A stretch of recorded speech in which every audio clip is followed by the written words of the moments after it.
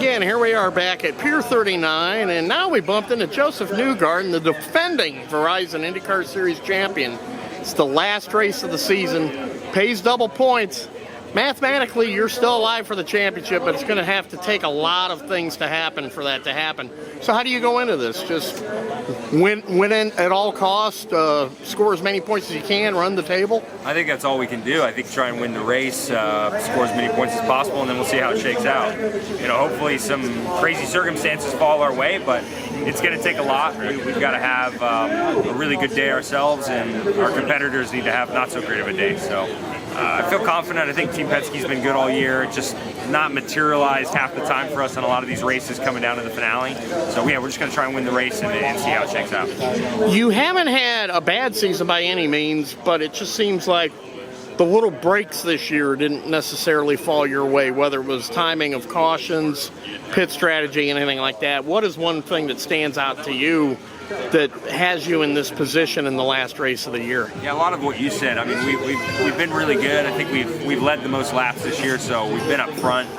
We've been solid contenders, but just haven't had the races necessarily fall in our direction from a strategy standpoint. I think we've done a great job. We've tried to forecast everything as best as possible, but you know, sometimes you choose a direction and the direction doesn't pan out, and I feel like that's happened more times than others this year, and it's been a bit tough as far as building points, because we'll turn in second or third places into 10th or 11th. But you know, you have years like that where everything doesn't fall your way. How much fun has it been for you to be the defending champion this season? Because you get a little bit more extra recognition every race. You've carried the #1 on your car, which is always reserved for the national champion. What's it been like for you to have this season as the defending Verizon IndyCar Series champion? It's been fun for our team. You know, I think we put in a lot of hard work last year, so to see them rewarded with, you know, getting to run the #1 plate is always good. I know Roger likes running that, and so does Tim. So I've enjoyed carrying it and being the guy that gets to run the #1. We're going to try and back that up. It's probably going to be pretty tough at this point, but if we don't get it done this off season or this final race, then we'll work for next year to try and bring it back. And the three-driver effort at Team Penske this year, there's been some success. Will Power's won some races, won some poles. You've won some races and some poles. Simon's had a little bit of a difficult year getting up there. You've also had Elio Castroneves at Indianapolis. So from a team standpoint, how would you sum up the way the season's gone for Team Penske? I think it's been a decent transition for us this year with the new car. All of us at Team Penske, we've had a fairly good season. I mean, you look at winning the Indianapolis 500, sort of #1 on our list. So being able to win that with Will is, you know, pretty much all you could ask for in the year. You want more, you want to win everything, but winning the 500 is a big deal for us. So I think just looking at that, it's been a very successful year. And then on top of it, we've had wins, we've had poles, we've had fast laps. So definitely we've found speed at different parts. We just probably need to clean up our consistency a little bit in 2019, and if we can do that, then we can you know, challenge even more than we have this year. Wednesday is media day here for the Sonoma Grand Prix. You've gotten to run a cable car across the Golden Gate Bridge. Now you're at Pier 39. There's some other activities on the way. What was it like, the cable car ride coming across the Golden Gate, open air?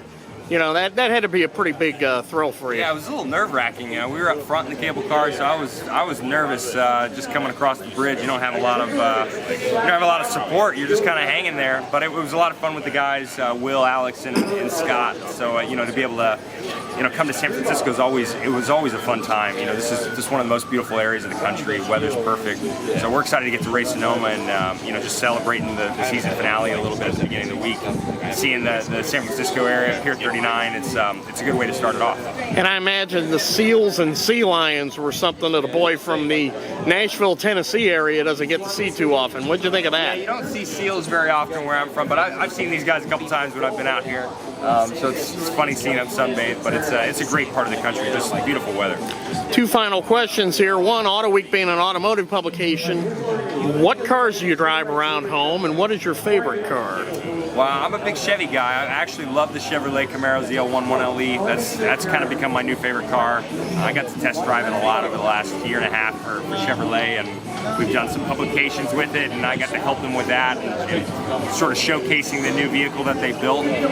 So I have one of those at home. That's probably my favorite car. I drive a Tahoe most often. You know, it's really an easy form of transportation for me. Anytime we're traveling somewhere or trying to do a road trip, Tahoe's great to have. So those are kind of my two vehicles right now. And the Brickyard 400 was concluded on Monday. Were you watching it on TV, and were you on the edge of your seat there when your teammate Brad Keselowski put the fender into Denny Hamlin there to take the lead and win the race? Roger Penske's first victory in the Brickyard. Yeah, I did get to watch the race. It was a big deal. You know, I was pulling for Brad right from the beginning. I thought he looked like he had a strong car right from the start of the day, and they really capitalized on the way the race unfolded for them. You know, they seemed to make the most of the situation at the end of the race, and I thought Brad did a great job. It's really cool to see Roger win a Brickyard 400 for the first time.